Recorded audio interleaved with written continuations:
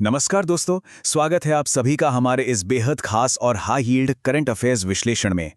आज के इस सेशन में हम फरवरी 2026 के उन सबसे क्रूशियल फैक्ट्स को डिकोड करने वाले हैं जो आपके अपकमिंग एग्जाम्स के लिए सच में बहुत ज़रूरी हैं। हमारा मकसद यहाँ सिर्फ खबरों को पढ़ना नहीं है, बल्कि उन्हें कुछ इस तरह से समझना है कि वो सीधे आपके दिमाग में बैठ जाएं और एग्जाम हॉल में आपको तुरंत याद आ जाएं।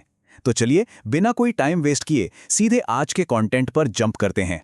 आज की हमारी इस चर्चा का जो रोड मैप है उसे हमने लॉजिकली 5 हिस्सों में बांटा है। हम महत्वपूर्ण दिवस, प्रमुख पुरस्कार, खेल जगत की खबरें, राष्ट्रीय मामले और आखिर में अंतर्राष्ट्रीय सूचकांकों को कवर करेंगे। इससे आपके दिमाग पर बिना कोई एक्स्ट्रा लोड पड़े चीजें कैटेगरी के हिसाब से याद रहेंगी। शुरुआत करते हैं हमारे पहले सेगमेंट से, महत्वपूर्ण दिवस और उनकी थीम्स। अपने कैलेंडर मार्क कर लीजिए। अब यहाँ जो सबसे दिलचस्प बात है ना, वो है इन 2026 की थीम्स का एकदम मॉडर्न और रेलेवेंट होना। जरा ध्यान दीजिए, 13 फरवरी को मनाए जाने वाले विश्व रेडियो दिवस में इस बार आर्टिफिशियल इंटेलिजेंस को जोड़ा गया है। एआई का रेडियो के साथ ये इंटीग्रेशन एग्जामिनर्स का फेवरेट सवाल बन सकता है। इसी तरह 2 फरवरी को वर्ल्ड वेटलैंड्स डे की थीम पारंपरिक ज्ञान यानी ट्रेडिशनल नॉलेज पर जोर देती है। ये साफ दिखाता है कि पर्यावरण संरक्षण को लेकर हमारा नजरिया कैसे बदल रहा है। अगर हम महीने के दूसरे हिस्से की तरफ चलें तो यहां भी काफी हलचल रही है। 17 से 19 फरवरी तक पहला मुंबई जलवायु सप्ताह आयोजित हुआ, जो क्लाइमेट चेंज पर हमारे सीरियस फोकस को दिखाता है। लेकिन जो डेट आपको बिल्कुल नहीं भूलनी है वो है 28 फरवरी, यानी राष्ट्रीय विज्ञान दिवस। इस बार का पूरा फोकस विकसित भारत के लिए युवाओं के सशक्तिकरण और ग्लोबल लीडरशिप पर है। ये एक बहुत ही सॉलिड रिमाइंडर है कि देश की तरक्की में युवा और साइंस का कॉम्बिनेशन कितना क्रूशल है।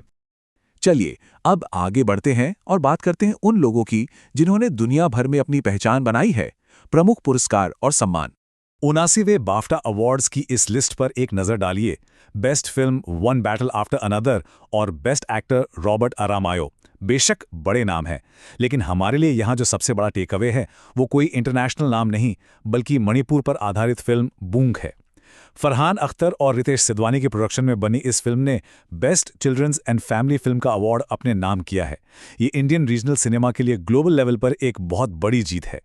और अगर हम ग्लोबल मंच पर भारत और उसके आसपास की बढ़ती छाप की बात करें तो ग्रैमी अवार्ड्स में दलाई लामा को बेस्ट ऑडियो बुक के लिए सम्मानित किया गया है। वहीं साइंस की दुनिया में जियो साइंस का नोबेल माने जाने वाले क्रैफोर्ड प्राइज को वैज्ञानिक वीरभद्रन रामानाथन ने जीता है। कूटनीति के मोर्चे पर भी एक बड़ी खबर है। भारत के प्रधानमंत्री नरेंद्र मोदी को इजरायल की संसद का सर्वोच्च सम्मान speaker of the Knesset medal दिया गया है। ये चीजें साफ दिखाती हैं कि भारत की आवाज को अंतर्राष्ट्रीय स्तर पर कितनी गंभीरता से सुना जा रहा है। स्पोर्ट्स लवर्स के लिए अब आता है हमारा तीसरा सेगमेंट, खेल समाचार। इस महीने हमें कई ऐतिहासिक जीत देखने को मिली हैं। एक बार इस टेबल को देखिए। विनर्स और रनर अप्स को इस तरह आमने सामने रखकर याद करना कितना आसान हो जाता है ना। वुमेन्स प्रीमियर लीग यानी WPL के चौथे संस्करण में स्मृति मंधाना के कप्तानी में RCB ने दिल्ली कैपिटल्स को हराया और मंधाना ने ही ऑरेंज कैप भी जीती। वहीं ICC अंडर 19 वर्ल्ड कप में भारत ने इंग्लैंड पर डोमिनेट करते हुए खिताब जीता, जहां Vaibhav Suryavanshi player of the match रहे। टेनिस कोर्ट्स की बात करें तो ऑस्ट्रेलियन ओपन में कार्लोस अल्कराज का नोवाक जोकोविच को हराना इस महीने का एक बहुत बड़ा स्पोर्ट्स मोमेंट रहा। कुछ और माइलस्टोन्स हैं जिन्हें मिस बिल्कुल नहीं किया जा सकता। यूपी के मोदी नगर में नेशनल वेट लिफ्टिंग चैंपियनशिप हुई, जहां मीराबाई चानू ने 40 किलोग्राम वर्ग में 1 या 2 नहीं बल्कि 3 नए रिकॉर्ड बना दिए हैं। ये उनकी अद्भुत फिटनेस और डेडिकेशन दिखाता है। इसके अलावा जम्मू कश्मीर और लद्दाख में हुए खेलो इंडिया विंटर गेम्स में भारतीय सेना ने पहली पोजीशन हासिल की है। और हां, स्मृति मंधाना ने एक बार फिर BBC Indian sports women of the year बनकर क्रिकेट के मैदान पर अपनी बादशाहत साबित की है। अब रुख करते हैं हमारे देश के अंदरूनी मामलों और गवर्नेंस की तरफ। घरेलू मोर्चे पर राष्ट्रीय मामले और नियुक्तियां।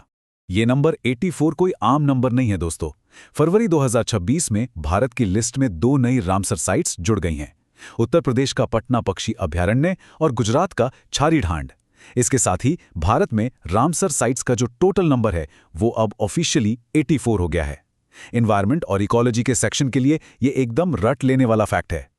अब ये एक ऐसा अपडेट है जो पर्यावरण नीतियों के नजरिए से सच में एक गेम चेंजर है। आपको पता होना चाहिए कि केरल भारत का वो पहला राज्य बन गया है जिसने ज्वारीय बाढ़ यानी टाइडल फ्लडिंग को एक राज्य विशिष्ट आपदा घोषित कर दिया है। तटीय इलाकों में क्लाइमेट चेंज के बढ़ते खतरों को देखते हुए ये एक बहुत ही प्रोएक्टिव और ज़रूरी कदम है। चलिए अब नेशनल लेवल के अपडेट्स का एक क्विक रैपिड फायर रिवीजन कर लेते हैं। पॉलिटिक्स में सुनेत्रा पवार महाराष्ट्र की पहली महिला उप मुख्यमंत्री बन रही हैं और मणिपुर को युमनाम खेमचंद सिंह के रूप में नया सीएम मिला है। अरविंद पनगड़िया की अध्यक्षता वाले 16वें वित्त आयोग ने अपनी रिपोर्ट सबमिट कर दी है। इसके अलावा ज्योग्राफी से एक बहुत ही इंटरेस्टिंग न्यूज़ आई। अंडमान और निकोबार के बाराटांग द्वीप में, जो कि भारत का इकलौता एक्टिव मड वॉल्केनो यानी कीचड़ का ज्वालामुखी है, वहां एक्टिविटी देखी गई है। और हाँ, कृषि मंत्री शिवराज सिंह चौहान ने विस्तार योजना भी लॉन्च की है। आखिर में आइए थोड़ा ग्लोबल नजरिया भी अपनाते हैं। अंतर्राष्ट्रीय मामले और प्रमुख सूचकांक। इन दोनों इंडेक्स को एक साथ रखने पर एक बहुत ही दिलचस्प कंट्रास्ट देखने को मिलता है। एक तरफ है भ्रष्टाचार धारणा सूचकांक, जहां 102 देशों में भारत 91वें नंबर पर है, जो बताता है कि ट्रांसपेरेंसी के मामले में अभी भी बहुत काम बाकी है। लेकिन दूसरी तरफ नेटवर्क रेडीनेस इंडेक्स में हम 127 देशों में 45वें स्थान पर आ गए हैं। इसका सीधा मतलब है कि भारत का डिजिटल और टेक्नोलॉजिकल इंफ्रास्ट्रक्चर बहुत तेजी से सुधर रहा है। इस तरह से तुलना करके पढ़ने से डेटा जल्दी याद होता है। मैप बेस्ड क्वेश्चंस के लिए ये जगह आपको बिल्कुल रटी हुई होनी चाहिए। ये है हॉर्मुज जलडमरू मध्य या स्ट्रेट ऑफ हॉर्मुज, जो फारस की खाड़ी और ओमान की खाड़ी को जोड़ता है। ग्लोबल ऑयल ट्रेड के लिए ये एक सुपर क्रिटिकल चोक पॉइंट है। हाल ही में दुनिया भर में जो जियोपॉलिटिकल टेंशन चल रही है, उसकी वजह से ये इलाका लगातार न्यूज़ में बना हुआ है। इसलिए वर्ल्ड मैप पर इसकी लोकेशन ज़रूर मार्क कर लें। डिफेंस और ग्लोबल लीडरशिप के इन अपडेट्स को बिल्कुल इग्नोर नहीं किया जा सकता। भारत और किर्गिस्तान का खंजर 13 मिलिट्री एक्सरसाइज असम के मीसामारी में हुआ और भारत अमेरिका का वज्र प्रहार हिमाचल प्रदेश के बकलोह में। एग्जामिनर्स अक्सर सीधे इन लोकेशंस पर सवाल पूछते हैं। वहीं इंटरनेशनल लीडरशिप में एक बड़ी हिस्ट्री क्रिएट हुई है। जापान में साने तकाइची सत्ता में वापसी करने वाली पहली महिला प्रधानमंत्री बन गई हैं। साथ ही नई दिल्ली में जो ब्रिक्स शेरपा बैठक हुई, वो भी हमारे डिप्लोमैटिक विजन को लेकर काफी महत्वपूर्ण रही है। तो दोस्तों, आज के इस सेशन को वाइंड अप करने से पहले आप सभी के लिए एक छोटा सा चैलेंज है।